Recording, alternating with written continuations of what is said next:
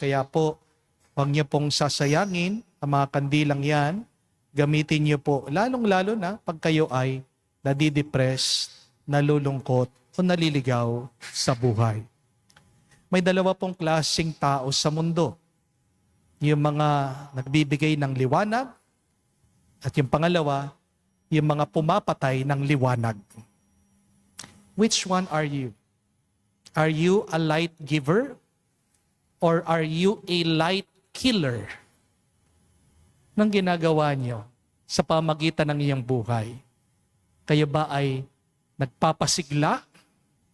O pumapatay kayo ng sigla? Kayo nagbibigay ng kadiliman sa ibang tao? Kahit na gaano kabigat kahirap ang buhay, may liwanag ka pa rin. Dahil merong kang kaluluwa, lalong-lalo na pag merong kang pananampalataya at pag-asa, at ang ating mabuting balita, ang ating Panginoong Jesucristo sa pamagitan ng Kanyang Banal na Espiritu na nagliliwanag sa ating mga isip, puso at kaluluwa. Kahit na gaano kadilim ang buhay mo, kung ikaw ay lalapit sa Diyos, palalablabin niya, sisindihan niya muli ang liwanag ng Espiritu sa iyo. Kung hindi mo kaya na lumapit sa Kanya, manatili ka dyan, maghintay ka, umasa ka, ang Diyos ang lalapit sa iyo. Kaya mahalaga, mag-survive ka sa maghapon. Pilitin mo na magpatuloy.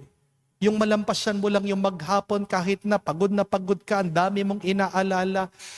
Pag natapos mo maghapon, isang malaking grasya yan. Pag ikaw ay umaasa sa Diyos, nananalig sa Diyos, ikaw ay pupunuin niya ng Kanyang pagpapala at biyaya.